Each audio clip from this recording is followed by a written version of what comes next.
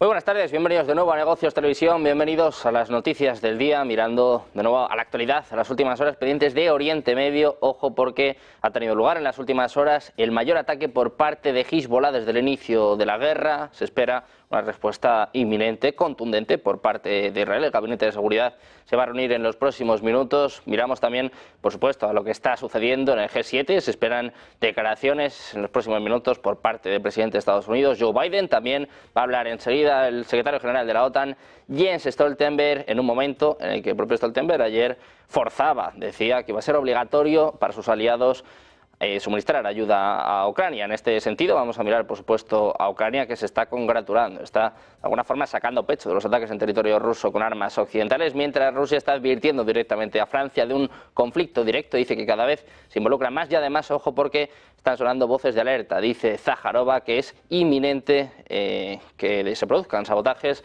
por parte tanto de Estados Unidos como de Reino Unido. Enseguida les contamos todo esto, pero empezamos mirando a Hezbollah. Se ha atribuido este jueves la responsabilidad del mayor ataque contra puestos militares israelíes situados en el sector central de la frontera entre Líbano e Israel, desde los altos del Golán hasta Safed. Según se informa, el ataque tuvo como objetivo y alcanzó con éxito los sistemas técnicos de los puestos militares de Zaura, Keila, Yoav, Katsavia y Nafá, así como el batallón Sahel en Beit Hillel. Al mismo tiempo, los cazas de la Fuerza Aérea lanzaron un ataque aéreo con varios escuadrones de drones de ataque contra los siguientes objetivos: la base David, el cuartel general del Comando Norte, la base Misar, el principal cuartel general de inteligencia de la región norte, responsable de varios asesinatos, y el cuartel Katsavia, el cuartel general de la 7ª Brigada Blindada de la División del Golán. Es lo que añade esta milicia en Telegram. El Gabinete de Seguridad se va a reunir este jueves por la noche en medio del incesante lanzamiento de cohetes de Hezbollah. Los ministros del Gabinete de Seguridad se van a reunir en Jerusalén a eso de las 9 de la noche, hora local, en medio de los ataques con cohetes y drones desde el Líbano contra el norte de Israel. Precisamente Israel, que ante estos ataques de Hezbollah, los mayores ataques desde el inicio de la guerra, promete una respuesta dura, contundente. Nos lo cuenta ya nuestro compañero Borja García. ¿Qué tal, Borja? Muy buenas. Pues encantado de estar aquí como siempre. Y es que las fuerzas de Israel han prometido represalias tras el lanzamiento de cohetes por parte de Hezbollah, según afirmó el portavoz israelí David Menzer. Además añadió que Israel responderá con la fuerza a todas las agresiones del grupo militante libanés respaldado por Irán, hasta restaurar la seguridad en la frontera norte. Hay que recordar que Hezbollah ha intensificado sus ataques lanzando cerca de 150 cohetes, drones y misiles antitanque contra asentamientos al norte de Israel. Bueno, pues pendientes de esta escalada que se está viendo en el Líbano, precisamente una de las preocupaciones que tenía Estados Unidos en los últimos días, no quería que se abriera un nuevo frente, pero parece ya prácticamente inevitable. Mientras tanto, el secretario de Estado de Estados Unidos, Antony Blinken, ha destacado que hay ciertas modificaciones propuestas por Hamas, esto es otro frente, en este caso en Gaza, que dice que son viables, mientras que otras no lo son. Estados Unidos dice que Hamas busca cambios en el plan de alto el fuego y los islamistas lo niegan. El secretario de Estado de Estados Unidos, Antony Blinken, dijo este miércoles que Hamas había propuesto numerosos cambios, algunos inviables a la propuesta respaldada por Estados Unidos por un alto el fuego con Israel en Gaza, pero que los mediadores están decididos para cerrar las brechas. El alto funcionario de Hamas, Osama Hamdan, ha negado que hubieran presentado nuevas ideas. En declaraciones a un canal árabe ha reiterado la postura de Hamas de que es Israel quien rechaza las propuestas y acusó a la administración de Estados Unidos de estar de acuerdo con Israel. Escuchamos a Blinken, quien habla de cambios en la propuesta de alto el fuego de Biden. Response from Hamas. And as the Prime Minister said, last night we received a response. Hamas has proposed numerous changes to the proposal that was on the table. We discussed those changes last night with Egyptian colleagues and today with the Prime Minister. Some of the changes are workable, some are not. Here, in a nutshell, is where we stand.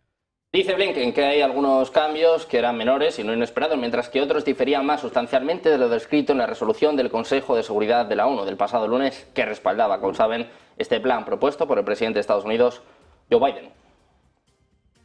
Miramos también de nuevo ataques en el Mar Rojo, ojo porque se habla de un barco incendiado nos cuenta de nuevo los detalles. Jorge, cuéntanos, ¿qué han hecho esta vez los hutíes? Pues 2 proyectiles han incendiado un buque mercante que se encontraba a 98 millas náuticas al este de Adén, en Yemen.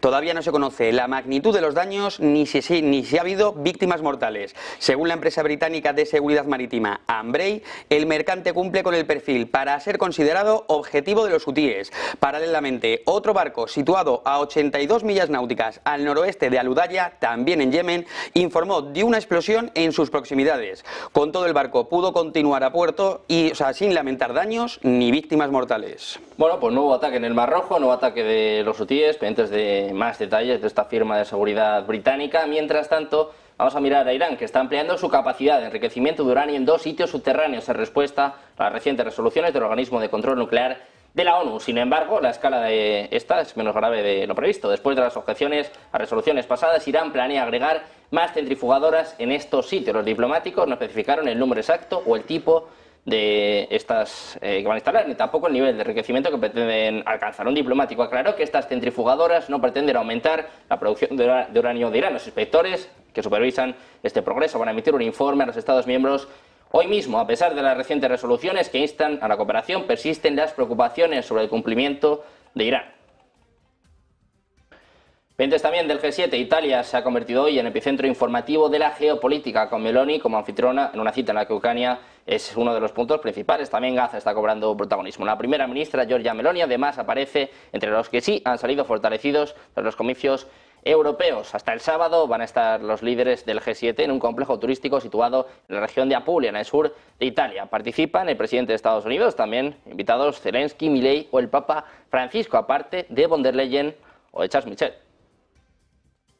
Precisamente en este G7 empezamos a conocer algunos de los detalles, algunas de las conclusiones, sobre todo con el foco puesto en los activos rusos congelados. Los países del G7 han llegado ya a un principio de acuerdo este jueves para conceder a Ucrania un préstamo de unos 46.000 millones de euros que se van a financiar con los intereses creados por los activos congelados a Rusia en castigo por su conflicto. Dice que esto va a permitir dar continuidad al respaldo que los aliados están dando a Kiev en un momento clave. Una fuente cercana a estas negociaciones ha confirmado que las delegaciones del grupo, los negociadores, ya han llegado a un pacto que tienen que recibir ahora el visto bueno de cada uno de los líderes. Los técnicos serán los encargados de los detalles para materializar este préstamo, según confirman también fuentes del Elíseo. Mientras tanto, China está firmemente en contra de cualquier sanción unilateral ilegal. Es lo que declara el portavoz del Ministerio de Exteriores del país asiático, Lin Yang, comentando las nuevas sanciones contra Rusia de Estados Unidos. Ayer mismo, el Tesoro de Estados Unidos anunció nuevas sanciones que afectan a las esferas científica, energética, financiera, de defensa e incluso la social. En particular, Washington prohibió la prestación de servicios en el sector de software a cualquier persona en el territorio de Rusia. Además, la Casa Blanca amenazó con imponer sanciones a bancos extranjeros por transacciones con instituciones financieras rusas, entre ellas, por ejemplo, Sberbank. Las sanciones secundarias también afectaron a China. Precisamente China, según está apuntando la agencia Reuters, como saben, va a saltarse la cumbre de paz de Ucrania y además estaría impulsando su plan de paz alternativo antes del próximo evento en Suiza. Es lo que informa Reuters este 13 de junio, citando fuentes diplomáticas no reveladas. La propuesta china se presenta como una alternativa al plan de paz del presidente Volodymyr Zelensky, que cuenta con el respaldo de los socios occidentales de Kiev y se va a discutir los días 15 y 16 de junio en la localidad de Burgenstock. La fórmula de paz de 10 puntos de Zelensky, un plan esbozado por primera vez en otoño de 2022, exige la retirada completa de las fuerzas rusas, el castigo de los responsables de crímenes de guerra y la liberación de todos los prisioneros, entre otros objetivos. 10 diplomáticos confirmaron a Reuters los esfuerzos de China para presionar a favor de su plan, mientras que uno de ellos calificó la campaña de China como un boicot sutil a la cumbre de Suiza. Mientras tanto, Reino Unido, siguiendo los pasos de Estados Unidos, ha ampliado este jueves la lista de sanciones contra personas y entidades rusas, añadiendo más de 40 nuevos elementos a la lista. Ahora incluye, entre otros, la bolsa de Moscú, el mayor mercado bursátil de Rusia. Reino Unido ha ampliado su lista de sanciones contra Rusia en más de 40 posiciones. Incluye empresas de China, Kirguistán, Turquía, Israel, la República Centroafricana y los Emiratos Árabes Unidos. Se unió de esta forma a las sanciones contra la bolsa de Moscú y también incluyó a Ingostrak y la bolsa de San Petersburgo. Pendientes también de Francia, pendientes del presidente francés Emmanuel Macron, les contamos que sus índices de aprobación han caído drásticamente antes de las próximas elecciones anticipadas previstas para el 30 de junio y el 7 de julio. Es lo que muestra la última encuesta publicada este jueves por el AVE. Según la encuesta, solo el 24%, un 5% menos, de los ciudadanos franceses confían en que el presidente Macron va a abordar eficazmente los desafíos de la nación, menos de una cuarta parte de los ciudadanos franceses. Esto marca su nivel de apoyo más bajo desde el comienzo de su segundo mandato y el segundo más bajo desde su elección en 2017. En diciembre de 2018, durante el apogeo de la crisis de los chalecos amarillos, su índice de aprobación se situaba en el 23%. Esta disminución del apoyo se produce después de la derrota del Partido de Renacimiento de Macron en las elecciones europeas y el anuncio de la disolución de la Asamblea Nacional. Mientras tanto, en la OTAN, el secretario general insta a los países de la alianza a mantener un apoyo militar anual a Ucrania de 40.000 millones de euros como mínimo, una cifra que calcula que han venido proporcionando cada año desde que comenzara este conflicto. Dice que desde que comenzó la guerra en Ucrania, sus aliados han proporcionado 40.000 millones de euros en apoyo militar a Ucrania cada año. Dice Stoltenberg que deben mantener este nivel de apoyo como mínimo y durante el tiempo que sea necesario. Es lo que decía antes de este grupo de contacto Ramstein. Precisamente Stoltenberg, además, está aludiendo, vuelve a hablar de la retórica nuclear de Rusia, también culpa a China. Escuchamos. What we have seen over the last years and months is a dangerous nuclear rhetoric from the Russian side. We have seen that Russia has announced that they have deployed nuclear weapons to Belarus. And we have also seen some more exercises, nuclear exercises from the Russian side. And we also have to bear in mind that we don't only face nuclear challenges from Russia, but also from China, which is now heavily modernizing their nuclear capabilities. Precisamente el propio Jens Stoltenberg confiaba este jueves en que Francia continúe siendo un aliado incondicional e importante, independientemente de qué partidos sean elegidos o las diferentes mayorías en su Parlamento. Dice que la experiencia demuestra que los aliados de la OTAN siempre han sido capaces de permanecer unidos y que independientemente de los diferentes partidos elegidos y de las diferentes mayorías en los parlamentos, siempre han visto que los aliados de la OTAN han permanecido comprometidos con la alianza. En este sentido, dice que la razón es que ese compromiso redunda en el interés de la seguridad de todos y cada uno de los aliados. Así que espera que Francia siga siendo un aliado incondicional e importante también en el futuro. Precisamente mirando a la OTAN les contamos que los ministros de defensa de la OTAN, que saben, están reunidos hoy mismo con la esperanza de acordar un nuevo plan para brindar asistencia de seguridad a largo plazo y entrenamiento militar a Ucrania. Han aprobado esta cuestión después de que Hungría prometiera no vetar el plan mientras no se le obligue a participar. Los ministros se van a reunir durante 2 días en la sede de la OTAN en Bruselas en las últimas conversaciones de alto nivel antes de una cumbre organizada por el presidente estadounidense Joe Biden en Washington del 9 al 11 de julio, donde se espera además que los líderes de la organización militar anuncien apoyo financiero a Ucrania. Los aliados occidentales están intentando reforzar su apoyo militar mientras las tropas rusas lanzan ataques a lo largo de la línea del frente de más de 1.000 kilómetros, aprovechando el atraso en la ayuda militar de Estados Unidos. El dinero de la Unión Europea también se vio frenado por luchas políticas internas. Miramos también al secretario de Defensa de Estados Unidos, Lloyd Austin, lanzaba una advertencia. Decía que si Ucrania cae, Europa también caerá bajo la sombra de Vladimir Putin. Lo escuchamos. That he gets to determine which countries are real and which countries can be wiped off the map. That's incredibly radical and incredibly dangerous. So let's be clear. Putin started this war by invading his peaceful neighbor. A permanent member of the UN Security Council is trying to deny democracy to more than 43 million people. And the Kremlin's war of imperial aggression has horrified countries around the world. Ukraine matters to the United States and to the entire world. If Ukraine falls under Putin's boot, Europe would fall under Putin's shadow.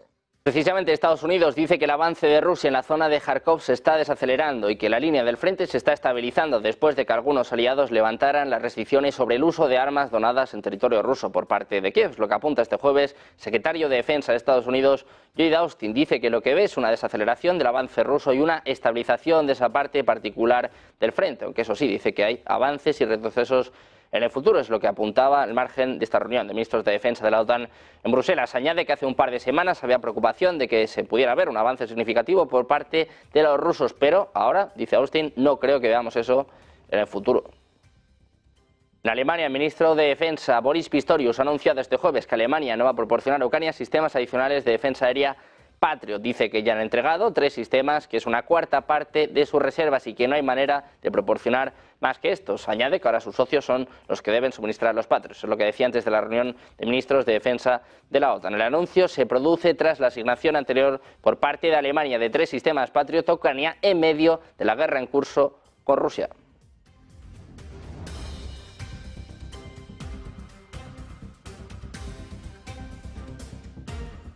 Pendientes también de Reino Unido justificando los ataques en territorio ruso, hablando también sobre el suministro de armas a Kiev. Hacemos una pausa, 2 minutos, y enseguida les contamos todo en Negocios Televisión.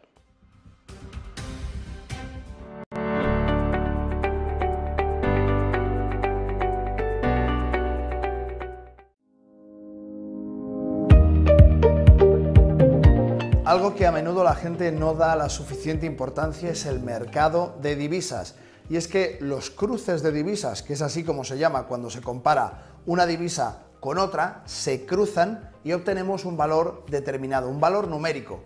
Pero a menudo no se le da la importancia suficiente.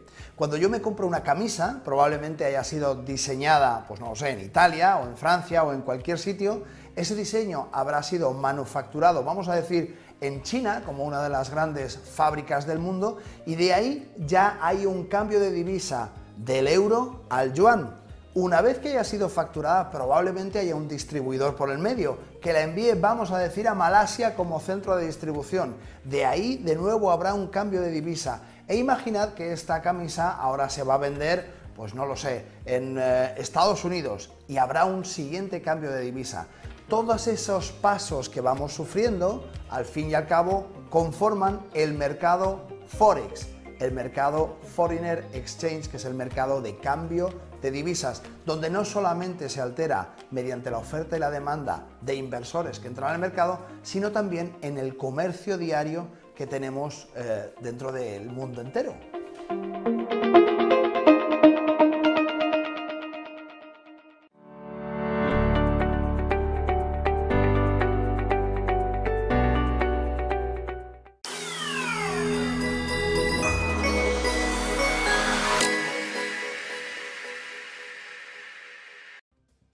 Ya de vuelta en Negocios Televisión, de nuevo mirando a la actualidad, poniendo el foco en Reino Unido. El subsecretario de Asuntos Exteriores, hablamos de David Cameron, ha defendido en las últimas horas el uso de armas occidentales contra objetivos en suelo ruso. Señala que la solución para evitar eso es simplemente que Rusia se retire de territorio ucraniano. En un encuentro con corresponsales extranjeros en Londres, Cameron instó a los países europeos a hacer todo lo posible contra Vladimir Putin, incluido el uso de los activos rusos congelados para financiar Ucrania o el bloqueo de los petroleros de ese país. Dice que Ucrania tiene derecho a defenderse, lo que significa usar armas en su propio país, pero también usarlas si tiene a tropas rusas alineadas en la frontera esperando para invadirlos, lo que dice el titular de Exteriores y es primer ministro británico. Precisamente el actual primer ministro Rishi Sunak va a anunciar en esta cumbre del G7 que ha empezado hoy en Italia, una ayuda de 242 millones de libras para Ucrania, según informan fuentes oficiales. Dice que la contribución será usada para necesidades humanitarias y energéticas en Ucrania y también para sentar las bases de cara a una reconstrucción económica y social a largo plazo. En este sentido, Sunak dice que deben ser decisivos y creativos en sus esfuerzos para apoyar a Ucrania y poner fin a la guerra del presidente Putin en este momento crítico. El Reino Unido sigue a la vanguardia de la respuesta internacional, como hemos estado desde el principio, lo que señala Sunak en una nota.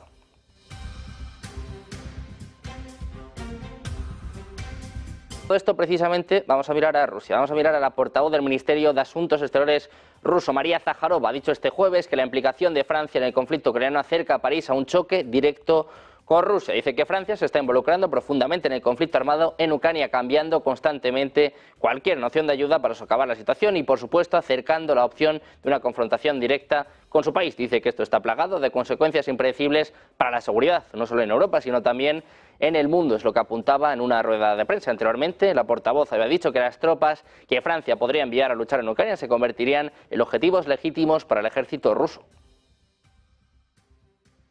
Pendientes también de las sanciones de Estados Unidos, de Reino Unido, Canadá también se suman las sanciones en los últimos minutos. Hay ya respuesta por parte del presidente ruso. Vladimir Putin ha extendido hasta el 31 de diciembre de 2024 el periodo de validez de las medidas de respuesta de Rusia en relación con el establecimiento de un precio máximo para el petróleo y los productos petrolíferos rusos. Así se desprende del decreto publicado en el portal oficial de Internet de Información Jurídica. El decreto entró en vigor el 1 de febrero de 2023 y originalmente debía estar vigente hasta el 1 de julio de 2023. Sin embargo, la medida se amplió varias veces. Según el último decreto presidencial, las medidas de respuesta debían permanecer en vigor hasta el 30 de junio de 2024. El documento prohíbe el suministro de petróleo y productos petrolíferos rusos siempre que los contratos para estos suministros prevean directa o indirectamente el uso de un precio máximo introducido por los países del G7, la Unión Europea y Australia.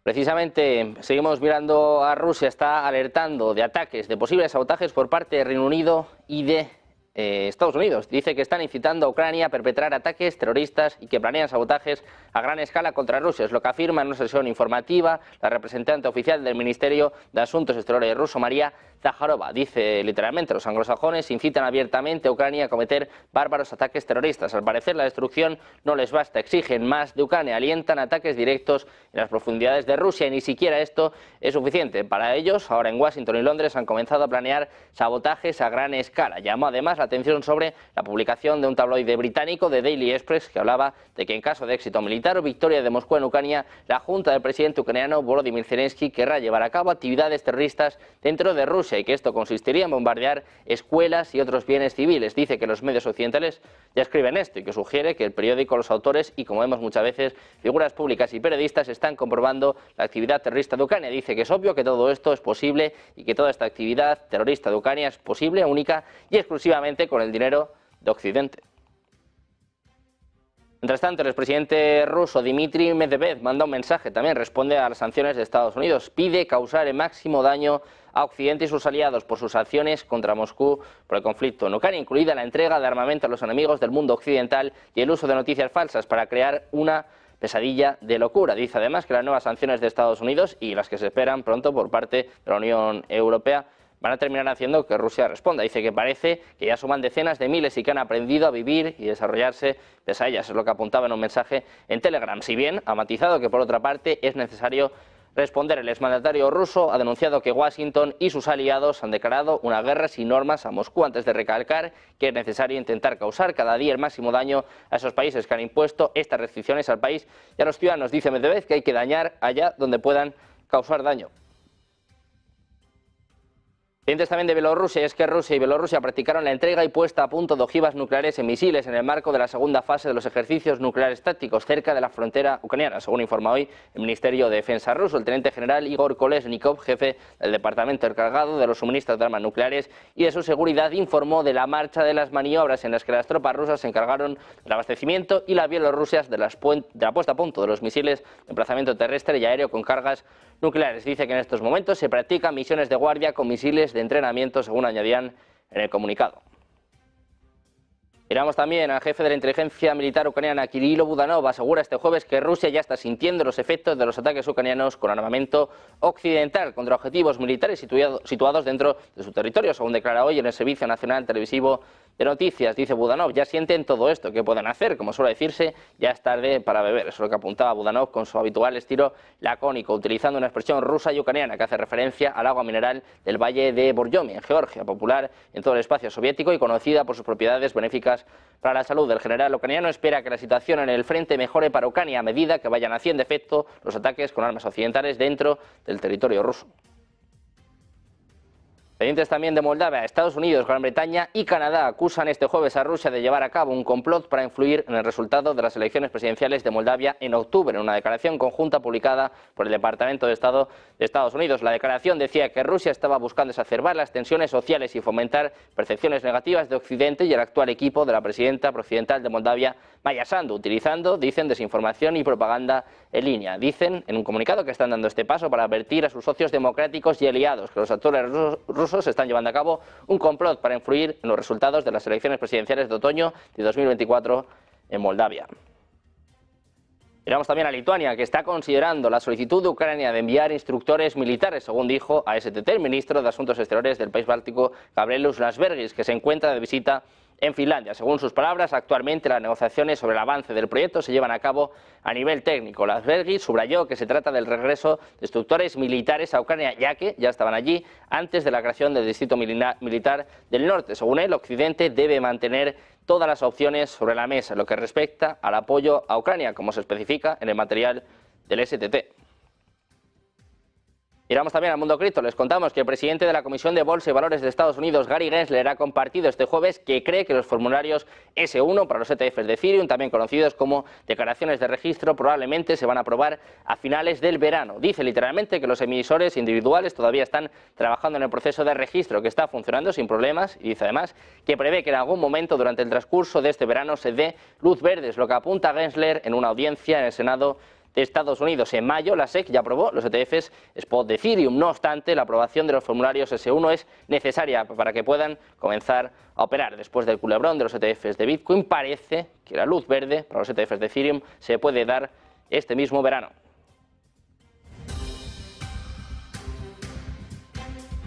Pendientes de nuevo de Ucrania, les contamos una nueva última hora. Ponemos el foco en Zelensky. El presidente ucraniano ha pedido este jueves a los líderes del G7, del grupo de los 7, que aprueben un plan Marshall para la reconstrucción de Ucrania después de los daños en el conflicto ucraniano. Dice literalmente que necesitan un plan claro para la recuperación de Ucrania. Dice Zelensky que debe ser similar a lo que fue el plan Marshall para Europa después de la guerra. Es lo que ha apuntado a los líderes del G7 según una lectura de su discurso publicado en el sitio web presidencial. El plan Marshall fue un programa multimillonario de ayuda económica entregado por Estados Unidos a sus aliados en Europa durante la Segunda Guerra Mundial y se le atribuye a la revitalización de esas economías después de la devastación del conflicto. El Banco Mundial estima que la reconstrucción de Ucrania podría costar casi 500.000 millones de dólares. Esta guerra a gran escala, que comenzó hace ya más de 2 años, ha devastado desde luego el territorio ucraniano. Zelensky también ha dicho que el reciente levantamiento de restricciones al uso de armas occidentales para atacar territorio ruso ha dado protección adicional a Ucrania contra